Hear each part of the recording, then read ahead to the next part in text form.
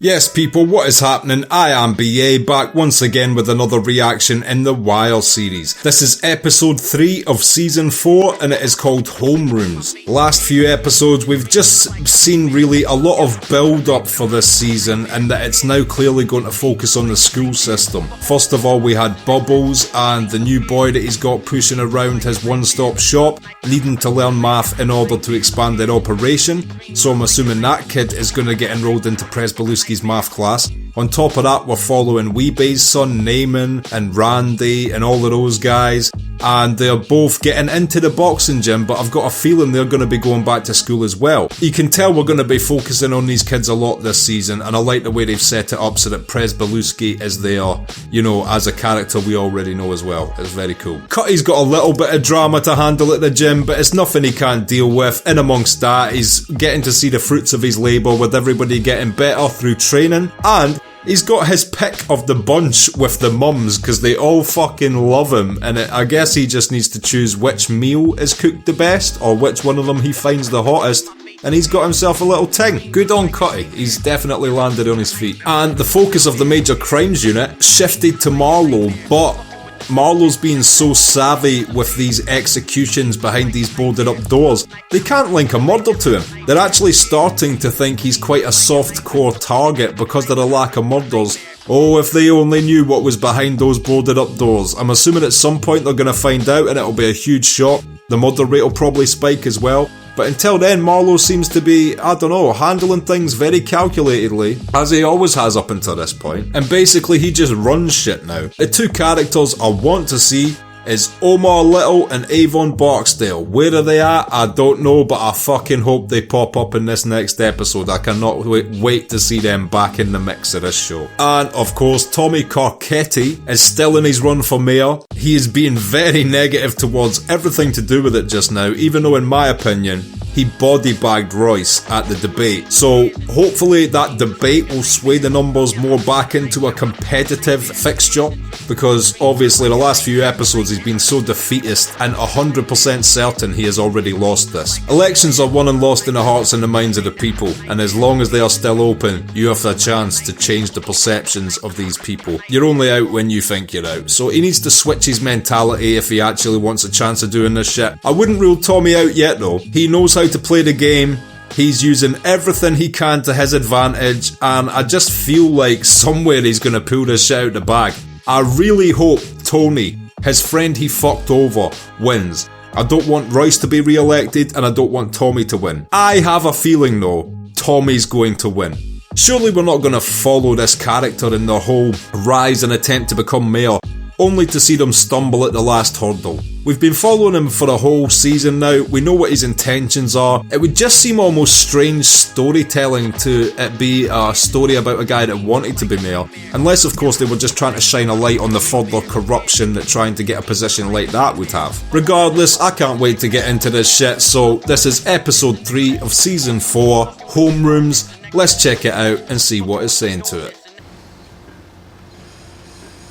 Hey! Omar has returned. Is that him got himself a new boyfriend? I don't blame him, because regardless of the beatdown he took, his last boyfriend gave up his location. Fuck that dude. Snitch.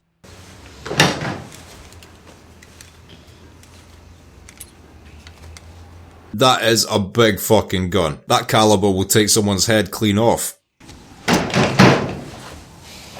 It's certainly too big to just stuff down your pajama bottoms, Omar.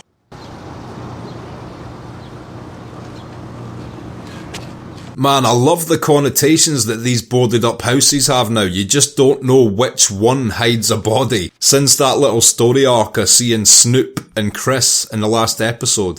Hey, yo, it's Omar! Surely the kids shouldn't be scared of Omar. He's not gonna rob a child. I respect him just walking down the street in his nightwear though. Takes a certain level of confidence to pull that off. Omar stolen. The entire street alert one another to his mere presence. That's when you know you're a fucking legend in your ends.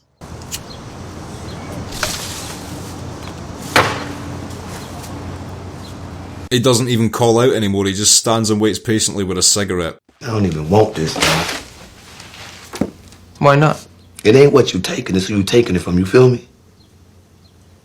I don't really get that. So his whole point there was he doesn't even want to take those vials because it was a low-level dealer he was robbing from, and he's used to going after the top dogs. It seems like a really strange motivation to go back into more dangerous drug dealer robbing. But you know, live and let live. Omar can do whatever the fuck he wants at this point. Okay, so Naaman's going first day of school today. I can already see the entire arc of this season. Some of these kids are dying or going to jail. This is fucking shit. Hey, Colvin! Man, I hope he's alright. As fast as I take them down, they bring more. That's what they do this time of year.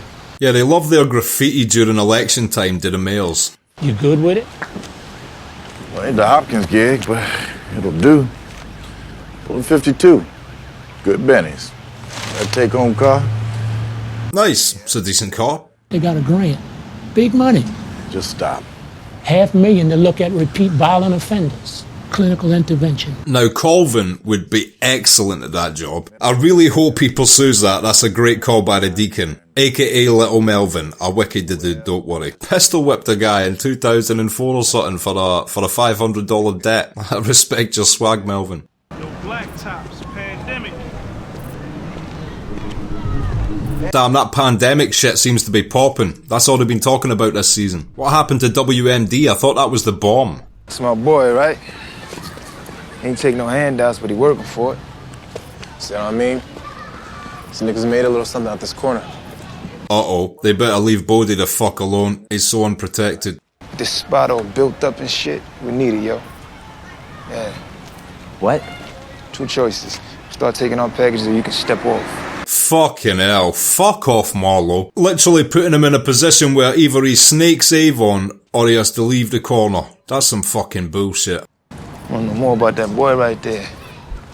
Got good signs on him. Big paws on a puppy, huh? These guys just act like they know this game inside out, and they don't. I just wish Avon had any sort of muscle left to war with these guys. I wish Slim Charles was still on the beef. It's so frustrating to see him grow and grow like this. Goes Carcetti gets. He wants to go big dick with me. I'll show him one he can't handle. I wish Hawk was in the room to hear that comment. He would have given him such a stare. I want DPW and HCD out there today, tearing down all Carcetti signs. Wow, so Royce is resorting to complete dirty tactics now to try and ensure that he's re-elected. What a cunt. Take the full weight, either way it goes. Clarence, I'm running dead even with Bond right now. Well, how you gonna be running? I drop you from the ticket. I mean, I knew Royce must have been able to do some shit to be mayor, but he just went full fucking assault mode on Tommy. Tear down his signs, arrest him for any minor thing. He's just on him now. I matched those funds now, and that motherfucker Carcetti, he's got a campaign highlight. Tommy Carcetti expands witness protection program. Fought for and won extra funds. Hell with that. What a fucking dick. So because it'll make Tommy look better, even though he could provide witness protection, he's literally depriving them of it now just so that Tommy can't look better in the eyes of the press. That is some bullshit.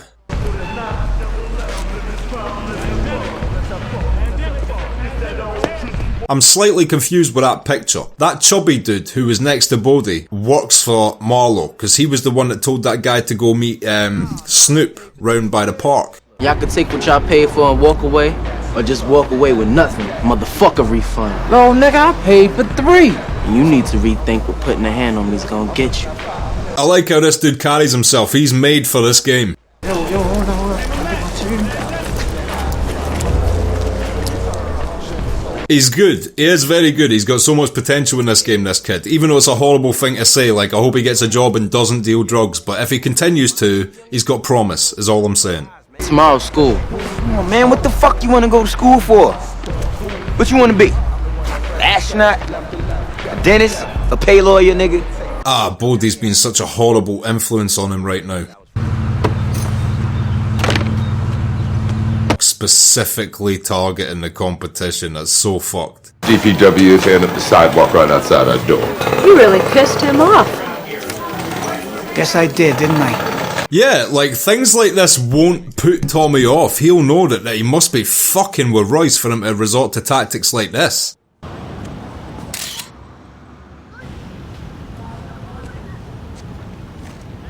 I do not recognise this dude that Kimo's surveilling. I like Shorty too. She alright. Long as she don't get in my And way. Omar's staking out Kimo. Everyone parked about 10 feet away from one another. The camera. If you go in front, they're gonna... They supposed to know it's me, man. I'm my own trademark, you feel me? See, but if they know it's you, then... What, you scared on being made? Yeah, Omar very rarely gives a fuck about covering his face or concealing his identity when he commits these robberies. He likes the notoriety. It sort of is a blessing and a curse. One day he'll get shot in the head for that, but until then, people will run. You look like one of them half soul, half Chinese type. Vietnam and shit. I actually checked Kimo's mixed heritage on Wikipedia, but I forget it now and I wouldn't want to get it wrong. But it is an interesting mixed heritage she has, that actress. Patience, girl. More patience. Omar critiquing the detective work there. Not likely to find a direct line to Marlowe that way. Andre had to go through Monk to get to him. No, but we might get a cell on Chris Partlow or for Toad or for one of the top lieutenants. I don't know though. Marlowe is so sneaky on the phones and they're just not finding any bodies attributed to him. What can they really do him for at this point? You are relieved from command of major crimes. You've done exceptional work. I wonder who Rawls is going to put in place to more oversee them closer. Have I done something wrong? Lieutenant Marimo will be taking over major crimes. If you need to brief him, do so promptly. So they've got a fucking absolute shill in place, because in the first few episodes, Kimo was just bringing documents into that dude's office and he was signing them off without even looking at them. This guy is going to be specifically put in place to cock block them from doing any sort of subpoena work towards anybody funding the mayoral campaigns until after the primary election. So bullshit. The politics in this show would frustrate the life out of any sane-minded human being, surely. It's so frustrating. Smells good. Spaghetti, nothing fancy. Coke de Rome? Yeah. Bunk's popping the collar this evening. Hey, Bunk, how you doing? Whoa, look at you! Also, it's so cool that McNulty and Beatty are a thing now. Like, I like how they didn't show that whole thing, they just showed them meeting her at her door at the end of last season, but I think it's a cool little relationship, and I hope it matures McNulty. McNulty gave them to us. McNulty? Yeah. Not Jimmy. No. Uncle Jimmy. Jim. Nope. No. McNulty. Plain old McNulty. Fair play though, innit? Everyone calls him McNulty. I only hear one or two people call him Jim or Jimmy. I ain't got no muscle, no backup.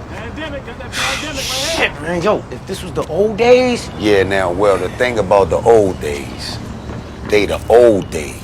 Yeah, I know. Slim Charles, this is fucking shit to hear though from Avon's top muscle. Slim Charles needs to go to the penitentiary, talk to Avon about everything that's happening and be like, mate, if you have any extra money to fucking get muscle from anywhere, please do it. At the end of the day, he's square with New York again, thanks to being honest with Brother Muzone. Can't he get more New York muscle now? What about the East Side? There we got a much bigger problem. All those ugly ass bitches in Yankee hats. Are they using a hotel conference room now as their place of operations? I have no idea. They've moved up from the funeral parlour though. This is a big room. If we gonna bump with them, it's gotta be all of us. I tell you what, I like to see Marlowe with us in on that one. You know what I mean? One big Baltimore team. Okay, if Marlowe literally sides with these guys to push the rest of the East Side people out of the West Side, that'll be the first joint venture he has ever agreed to. But it would be good to see. It would give me faith that he's willing to, on some level, be civil with the other people in his area. Think it's time to try again to talk to the boy. I hope you got better shit to say than Stringer. True that. They all still think Marlowe was the one who killed Stringer as well. I hope it stays that way. I got this one case. I know who the shooter is, but can't find him. He'll turn up. Maybe. Bunk will be so happy when someone pries down one of these wooden boarded up doors. A little taste, unless you gotta tuck in the kids. I don't know. Oh, please say no, McNulty. Not that I don't want McNulty to have fun, but I just hope it doesn't turn him back to his old ways. He seems a better person and in a better place right now. Her John jumps in the shower. She rummages his wallet. He figures it out and beats on her till People next door call the front desk. Fuck's sake. That's just horrible to see, obviously. You shouldn't steal and you shouldn't hit women. What she did not merit what she got, but she should not have done what she did. I just want my money back. Excuse me, Mr. Gergen, I need a moment with my director of security.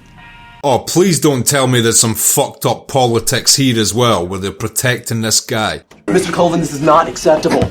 No, he's going in a way. Mr. Colvin, I have to insist. This is fucked up. Oh man, this show just makes you hate every aspect of every organisation everywhere.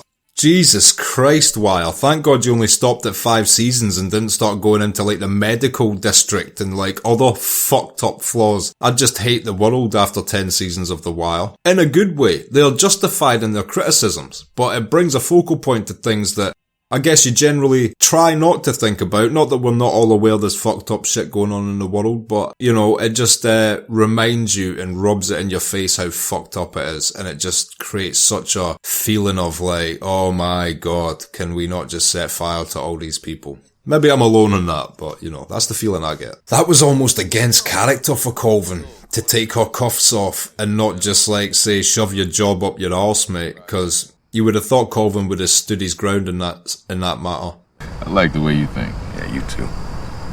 They are still the fucking dream team really, innit? Bunk and McNulty. It's the first team we got accustomed to in season 1. Aside from the holy trinity of Kemah, Hawk and Carver, which at the time was just, you know, wasn't the best thing to watch. Hey.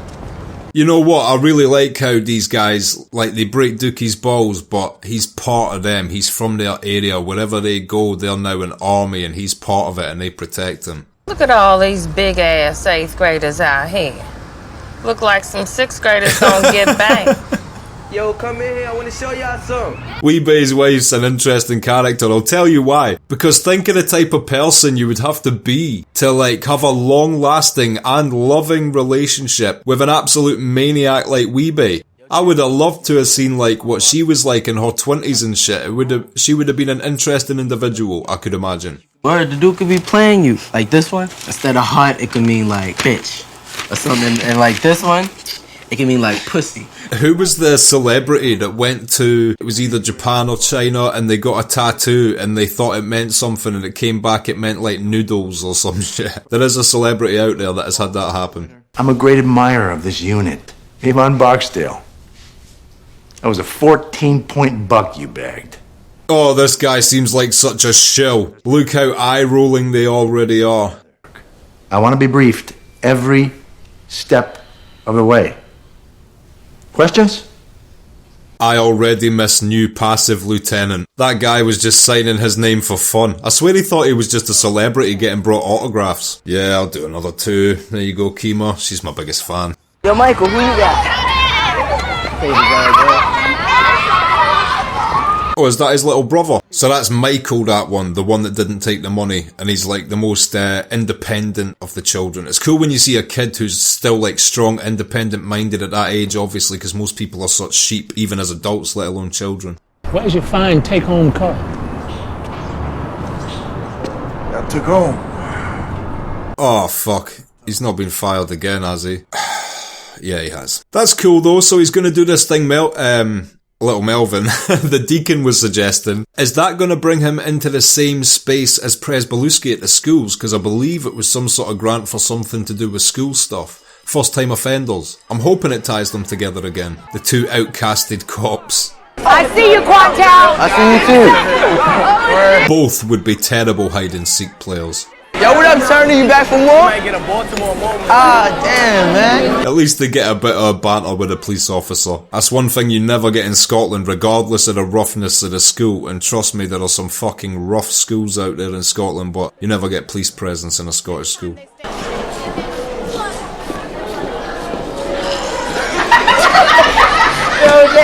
Oh, don't hate on the big lassies. They'll be in the basketball team donking on these bitches, making your school proud. What will you guys be doing? Throwing piss on yourselves. Fucking get some perspective. Hi, I'm Randy.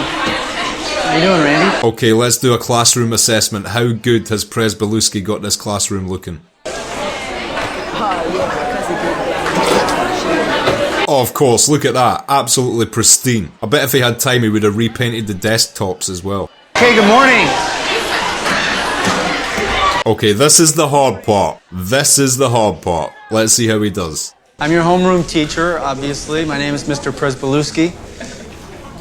But you can call me Mr. Presbalewski. Tried to open with a joke and it didn't land. Always risky, Prez, always risky. Never gonna land a punch if you don't throw. So is Duquan that kid's nickname? Because I swear he was sitting at a desk that said Darnell Tyson on it.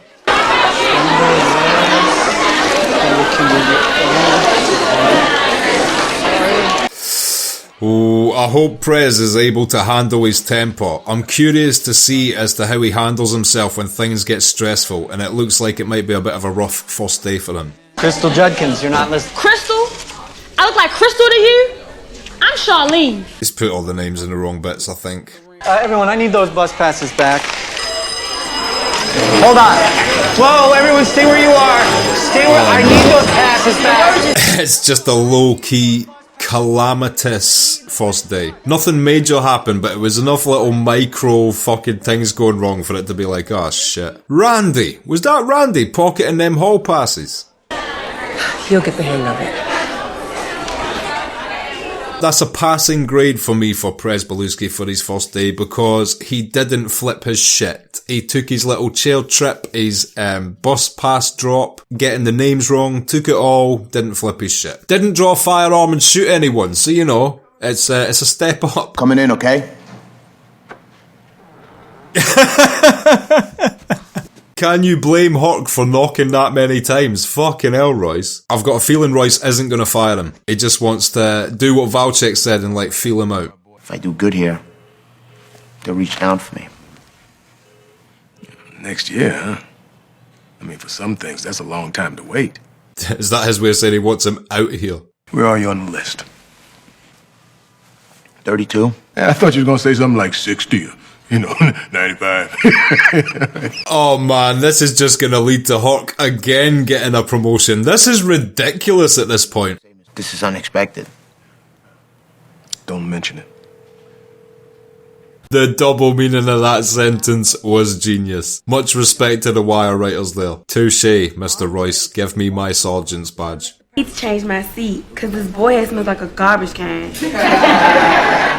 Oh, don't fucking hate on Duquan. I was about to give you respect for creating a new nickname in Presbo, but don't cuss out Duquan. If you knew what his parents were like, man, that kid is trying his level fucking best to get through life out here. East or west? Right. It doesn't make any difference. That's what you think. Okay, east. Hey, see, he's getting a little bit of banter with him. He's figuring this shit out, I think, slowly. Which is 80 miles away. Kinda cuff. Hey, he driving on I-95. You need to watch out for the state police. They be profiling niggas. Classic, shining the watch in the eye. Is he drunk? You know he Mr. Presbo. Ah, no, this is what he needs to not do. He needs to not lose his temper. He was doing well when he was getting a little joke with him.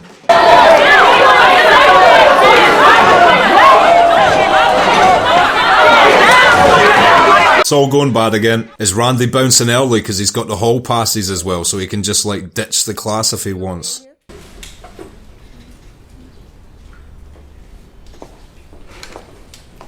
See, he needs to learn something here. What is it that the rest of the teachers do to command that respect which he's missing just now? And I think it showed you it in the first few seconds. When he got a joke with him and was on their level with him, they started having a conversation with him. The second he started, he's quiet, stop it, they started having a conversation through him. The best method is to make him your friend, but a friend that's not to be fucked with. Nothing recent. Nothing recent. He owns West Baltimore, but with no bodies. Oh, maybe it's just me, but in 18 years out there, I have never seen a carnivore eat a carrot. Now, this lieutenant makes an actual good point with that, obviously. That's good intuitive police work because Marlowe is stacking up bodies in secret, but it's just the adamancy he's making them focus back on Marlowe rather than these subpoenas to the campaign financiers, which is frustrating. The hell with this. We got a wiretap up, and a judge decides when it comes down. Well, detective, the deputy ops is going to talk to you about that. I mean, I don't remember seeing this guy in previous seasons, like, who he's been close with, but he is clearly the guy who's gonna completely do exactly what the uppers want him to do in regards to these subpoenas and shit. He seems like a brutal, ball-breakery lieutenant of a man, especially compared to the dude from the first 2 episodes we barely got to meet. Man, side patch 50 cent and dumb 50 cent. I wonder where Randy's getting this candy to sell it. Is he just like buying it then upselling it, or is he stealing it from somewhere? Is that why he skipped out of class early? Oh, I don't want to see Duquan just excluded like this. It's a bunch of bullshit. It's actually the saddest thing in this show so far for me, and there's been people we like get shot and all that, but I fucking just hate to see shit like that. If I was in that school, I'd sit next to Duquan, yeah? And I don't care what anyone says, I'd knock him out and then go back and sit next to Duquan. I've got Duquan's fucking back. I said I wasn't gonna get invested and you fucking done it, Wire. See if you kill Duquan. I don't even know if I'll watch season 5. Just telling you right now. Loco or something? Don't you know this shit is bulletproof? I don't understand. You heard what the boy said? He wasn't expecting that shit though. A box of Newport. Did he actually pay for the Newports? That is fucking hilarious. Gotta respect him. He was only stealing the illegal shit. He'll happily pay for your trade. That's the reason why we get up every morning. The question is, who does this guy work for? Has Omar just like shook another tree he should have left alone? Mr. Presbo trying to teach us something. You shut up, bitch. He ain't teaching me nothing.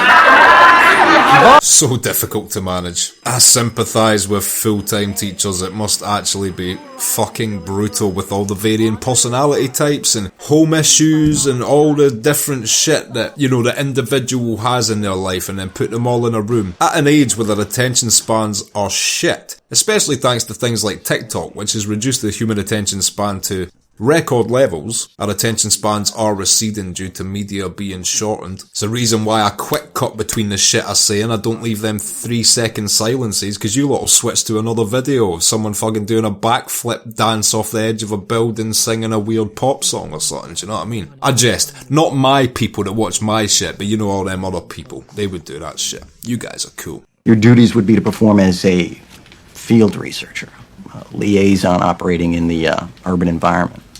Colvin will be excellent at this job. I know he seems quite sceptical about taking it, and he didn't want to take it until he was fired, but I 100% think this is a better fit for him than having to look the other way when prostitutes are beaten. That's not something I could imagine Colvin being happy with. 80-20 health plan and a take-home vehicle. I'd be amazed if they give you 30, an HMO, and a bus pass. You gotta fucking try and haggle for what you want in life, but yeah. Oh no. Oh wow. This is the subplot of the season for me. Presbeluski versus the ever-reappearing Gum.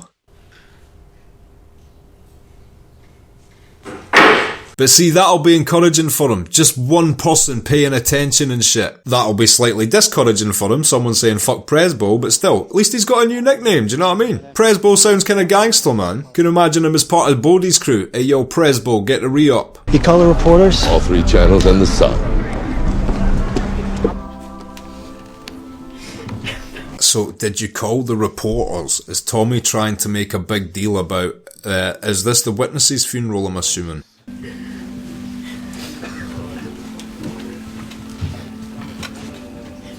Do mayors actually do things like this during electoral periods? Like if there is a local death, will a mayor just randomly visit a funeral? Or is it because he's specifically a witness that he's choosing to show face? Your son came forward as a witness. What do you mean? Don't start mentioning shit like that while she's grieving, please, Tommy. Don't get your manipulation on. Or your sincerity. So hard to tell with you sometimes, my friend. Or enemy.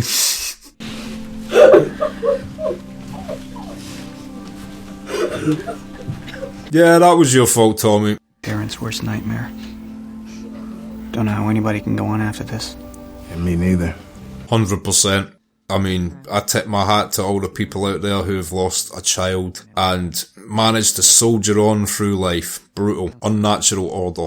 Look, guys, I'm sorry, you know. Now's not the time. I don't really have anything to say. I'm sorry. Ah shit, so he's been affected so much by making the mother cry, he's actually going against the idea of getting the press about it. Gotta say, that's a very nice decision by Tommy, regardless of whether it's still, you know, thinking tactically or not. I respect he didn't do that, because that is some fucking tacky shit. And shame on them for even considering that, bringing the press to a funeral. What the fuck's this Chuck E. Cheese looking motherfucker writing? He's got a bit of bird in him in an interrogation room, so he has. Aggression gets you nowhere in an interrogation room, but you gotta respect the heart. What if you had a life sentence? Then I'll fucking escape and put that fucking pen down before I shove it up your motherfucking ass! Again, you've got to admire the heart, the determination of the human spirit. Would you go to the police? It's just a question. Shit, this guy is uber aggressive. I've got to say, I think Colvin would instantly get this dude's respect if he was just like, do you know who I am, mate? I'm the dude that fucking started Hamsterdam. Sit the fuck down and listen to what I've got to say. I think that dude would be like, whoa, you're the Hamsterdam cop. Oh shit. You can't come back here. You too good for a district. I need a home, Major. Oh shit, Kima's asking to be transferred. Is this how much she hates this fucking new lieutenant already? Let me talk to people.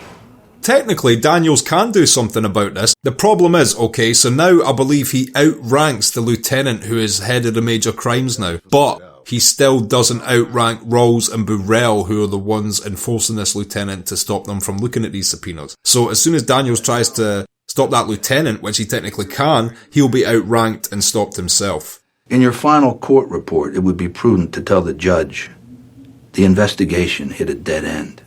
I know some people like Rawls, but that last few sentences he just said there shows just how much of a fucking, deep down, he's acceptably been shackled long ago. Deep in there is a better person, but he doesn't want to do better, he plays the game. And that is a flaw, and it makes me dislike him. And I know, none of us are perfect, but when you're dealing with significant things that could change the true level of corruption in the heart of your city, and you're complicit in burying it, and then burying your head in the sand along with it, I've got no respect for that shit. And I know, if he tried to do something, he'd get rolled over. But if everyone tried to do something, they would roll over the problem. And it's complicit people that stop that from happening, in my opinion. Another fugitive from major crimes. But, for you, Major, let me see who I don't love no more. What does he mean by that? Is he now threatening fucking Bunk's job in the murder department? Oh, the politics they're playing just now is some absolute bullshit. Shaquan? As far as it wants, I mean, it's a rocket ship, right? Why are they bullying that girl as well? Was she one of the taller girls that they bully because she's just tall for her age? Or tall in general, who gives a fuck, man? Go ahead! Oh, did she just slice her? Ah, shit. Buck 50'd, man, fuck. And that is how quick things turn very serious. Just lay still. Just lay still. People don't know the connotations of this shit when they're that young. She better hope she's not nicked her artery and it just stopped on her cheek. Because if that shit's went down to her neck, that could be very serious. There's quite a bit of blood on the ground there. And look, fucking heart of gold Duquan. Stop making me like Duquan so much. You better protect him with your life's wire, writers. I swear to fucking God. Okay, and that was episode 3 of season 4 of The Wire, Homerooms, and I will be back in just a minute with my thoughts on that. So, Homerooms, what did I think of that? Probably my favourite episode of this season so far. It started to go more into detail of all the little plot threads we're starting right now. I liked how in the first 2 episodes it showed that essentially the major crimes unit since Daniel's promotion now had a lieutenant who was walkoverable. Kima was just strolling into his office, getting signatures for whatever the fuck they wanted. And it was obviously detected by Rawls Burrell, who were leaned on themselves by Royce, when the subpoenas came out for the Clay Davises and all those dudes. Obviously it was never going to continue, but now they've got this absolute prick of a lieutenant. He's clearly just a figurehead for those above him, and I don't know how this major crime unit survives in this state. Kima's already asking for a transfer.